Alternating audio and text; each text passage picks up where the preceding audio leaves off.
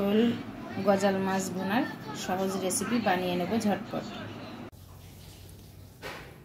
এখানে আজকে একটা গজাল মাছ নিয়ে নিয়েছি।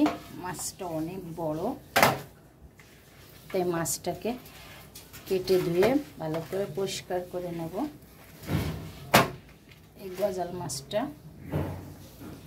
তাই মাছটাকে আমি ভালো করে আঁশটা ছড়াই নেব, তারপরে মাছটাকে ধুয়ে পরিষ্কার করে নেব, তারপরে বোনা করব।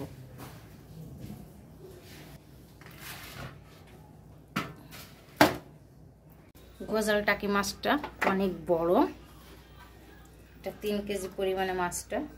তো এখানে আমি কেটে নেব মাছটাকে।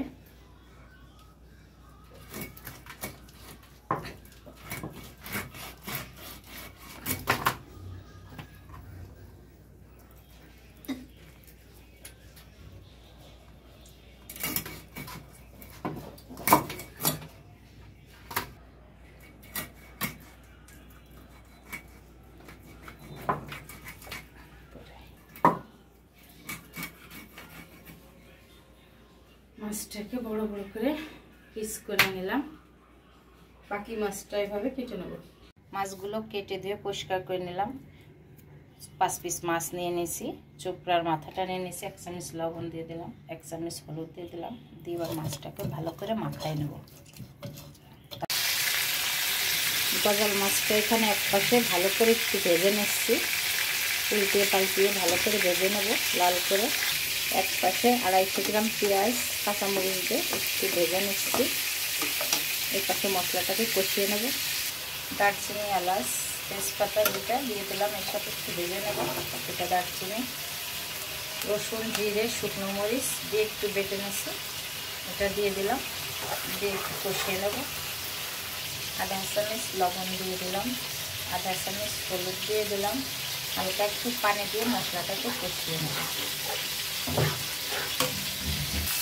মাছটাকে লাল করে ভেজে নিলাম। এখানে মশলাটা ভালো করে কষানো হয়ে গেছে। এখন এর ভিতরে একটা একটা করে মাছগুলো দিয়ে দেবো।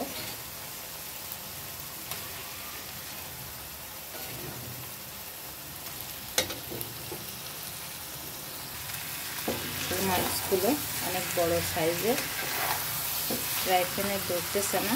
মাছগুলোকে দিয়ে ভালো করে নাড়াচাড়া দিয়ে নিই। পাশে আমি মাথাটাকে বসিয়ে দেব। দিয়ে এর ভিতরে কিন্তু 2 পিস ডিম হয়েছে। এখন হালকা করে একটু পানি দিয়ে দেবো। 1/2 কিলোর মতো পানি দিয়ে দিছি এখানে। এখন ঢাইকে দিয়ে 10 মিনিটের মতো রান্না করে নামিয়ে নেব। মাছটা একদম মাখা মাখা হয়ে গেছে। এখন এটাকে নামিয়ে নেব। নাড়াচাড়া দিয়ে নিলাম। এর ভিতরে হালকা একটু ধনে জিরে ভাজার গুঁড়ো দিয়ে দেবো। একটু ধনে জিরে ভাজার গুঁড়ো দিয়ে দিলাম।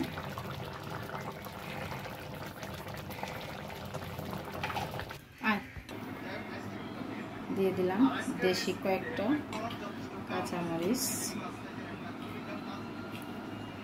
একটু সাজিয়ে নিলাম লেবু দিয়ে। তো হয়ে গেল আমার এখানে শোল গজাল মাছ ভোনার রেসিপি। ঝটপট বানিয়ে নিলাম। ভালো লাগলে লাইক, শেয়ার, কমেন্ট করবেন। আল্লাহ হাফেজ। এই রেসিপিটা বানিয়ে নেব ঝটপট। শোল মাছের